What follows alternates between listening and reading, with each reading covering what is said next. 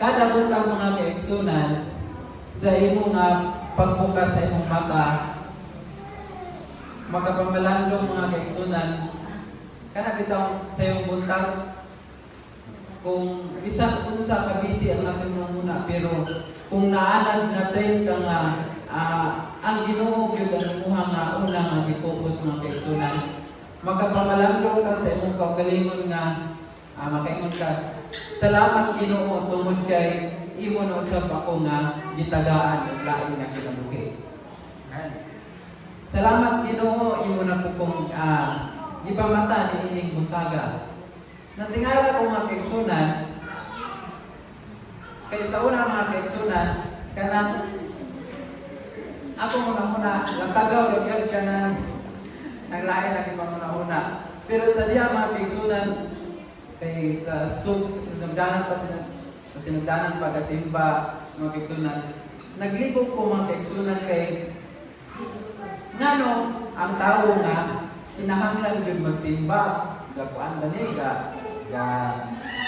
dugang na manis ka kanang kabisi sa kinabuhi kay dugang. But sa hangtod mga kaigsunan, ako na-realize nga unsa ka importante diya ang pagsimba. So usahay maka sulti po ta sa itong galing nga ngano pa man nga kinahanglan ta nga musimba. Adunay uban ng mga pastor mga kaigsunan, magisgot sila nga ang pagsimba dili maoy makaluwas sa imuha. O natingala ko nga dili luwas nga naningkamot na gaytag simba. So pero every time magsimba ka magigsunan, diha manurture ang imo kaugalingon nga hangtod gikan sa pinagamyan nga sabta nimo hangtod maabot nimo sa panahon nga masulod na gyud nga ani di ay ang pagsimba. Nagsimba ka aron madayig nimo ang Ginoo. Wala ka ga-after na musimba ka aron ka luwason mga kaigsunan. Nagsimba ka tungod kay giluwas na ka sa Ginoo o aron na lang makasuklit ka diha sa iyang kamaayo. So mao na ako nasabtan ng isang ngano nga kinahanglan pa ta magsimba mga kaigsunan. But ang atong promotion karon mga kaigsunan, nag-sentro kini diha sa mga birthday anthems mga kaigsunan. Sa kaniadtong mga panahon mga kaigsunan, sa panahon pa nila ni Noe mga kaigsunan, makita niyo mga kaigsunan nga ang mga katawhan kaniadtong mga kaigsunan, makita niyo dito sa diri sa report sa Genesis mga kaigsunan nga ang mga katawhan tag-as kayo o pangidaron. Makita niyo mga kaigsunan na ay 962, na ay 700. Yan naman yung mga kaigsunan. So, ako na siyang dibasa din mga kaigsunan. Kung nga ni nga, tag-as man kayo edad ka ni ato. Tungod ba niya sa ipangkaon, sa ato nga lifestyle, sa ato nga kanang lain-lain nga mga lifestyle kaning sa mga lifestyle mga kaigsunan. So na ako'y nakit-an diri mga kaigsunan nga natingala ko kay taas pa yung edad unya wala pa jud siya namatay mga kaigsunan.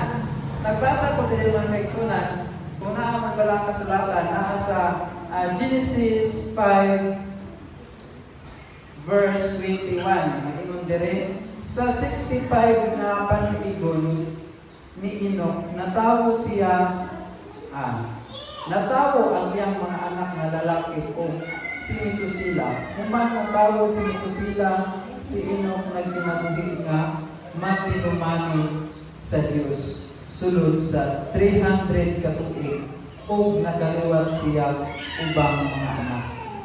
So, atong makita diri mga kaigsunan nga ang pagka-masinumano ni Enoch mga kaigsunan.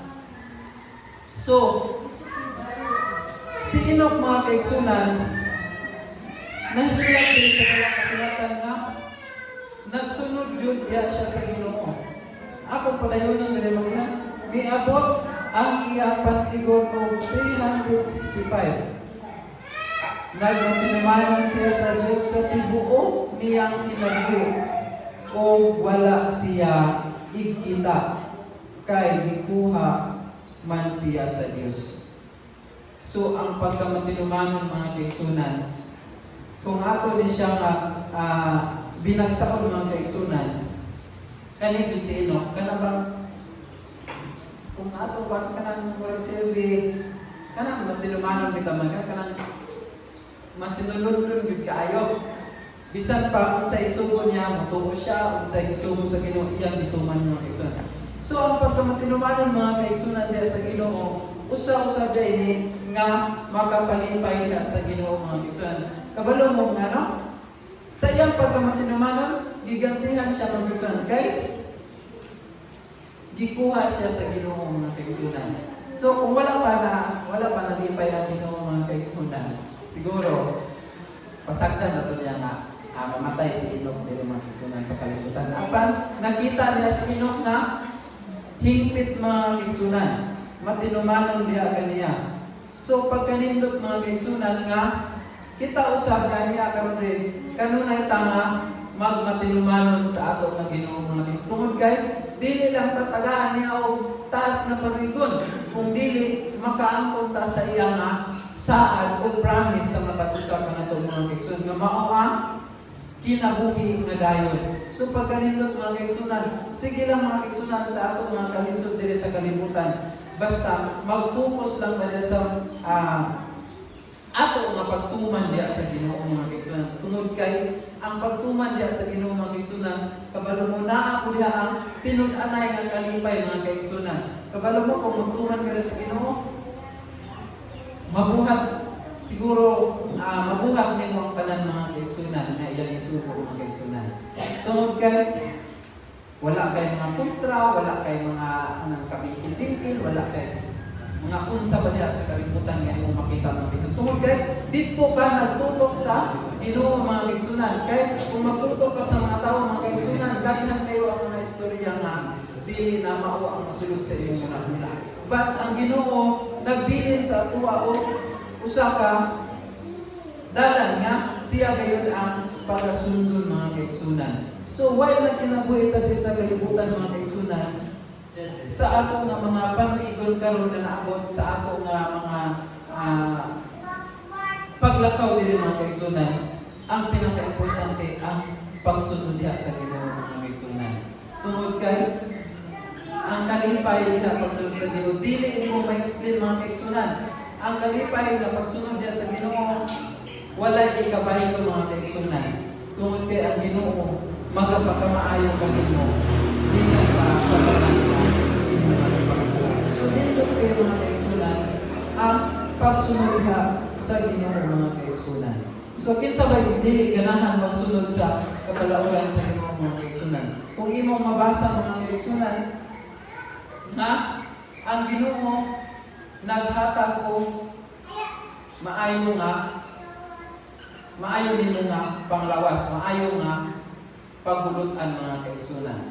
So ang ato nga kapagasig karon mga kaigsunan nga kinahanglan magpupunta diha sa pagsunod sa ato nga labaw nga makagagahon. So ang ato nga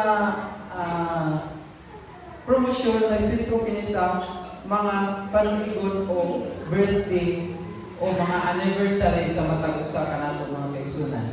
So aduna tay mga kaigsunan karon na naga-birthday sa tuig sa bulan sa Abril mga kaigsunan sa tuig 2025. Si Sister Winnie o si Brother Daniel. So, ano mo dahil mabuti? Happy ka mabuti. Happy birthday yung tulo. Isa ba na ang mga kaigsunan?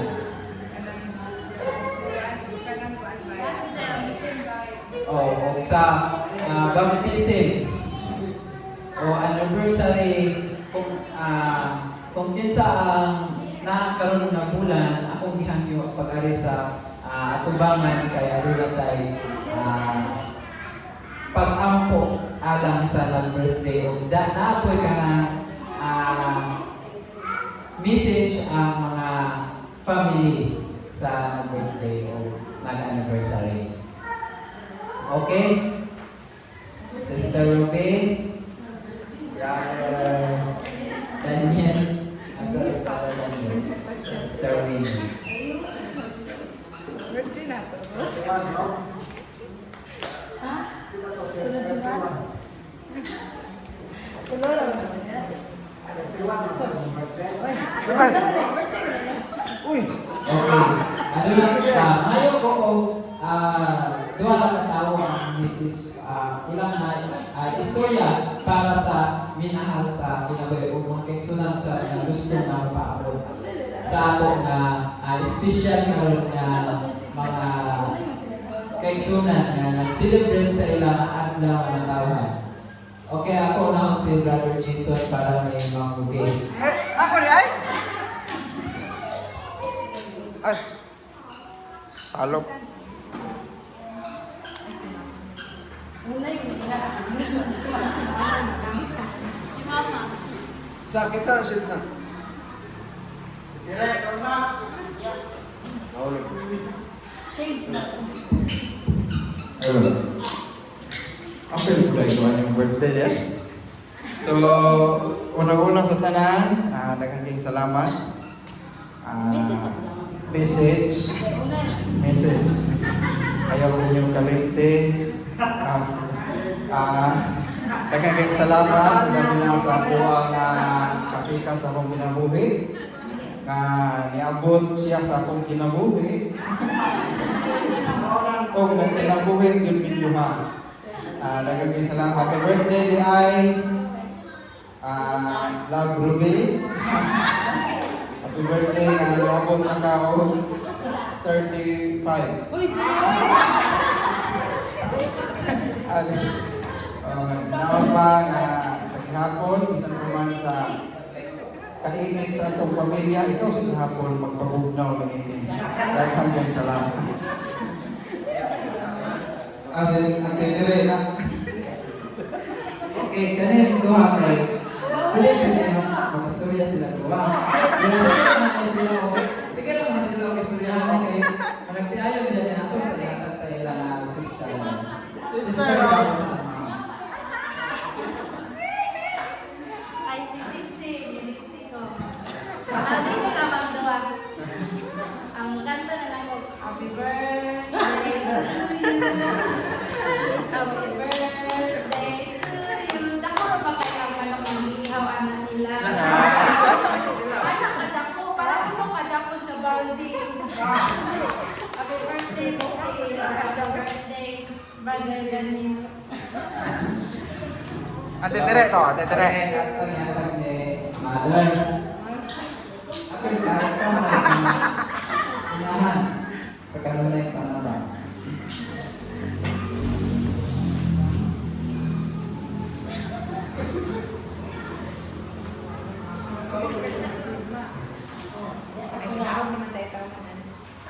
Kayo na nanay mo. Duma naman sila. Subang na.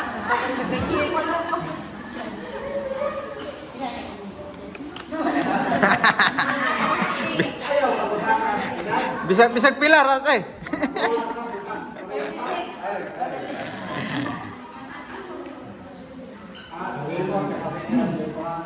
Tiit na lang din si Ma.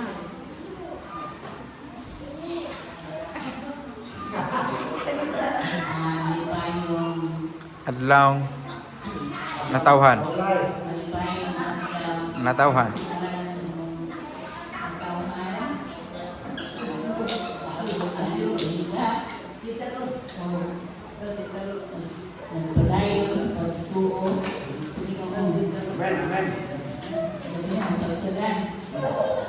Salamat kayo. Isang na po naman.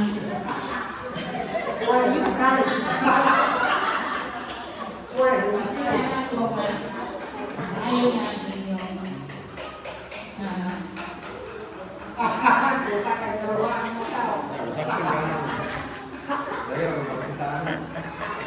Amen, amen.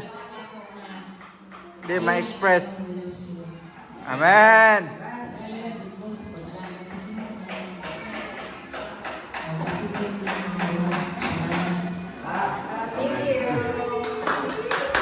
Happy birthday!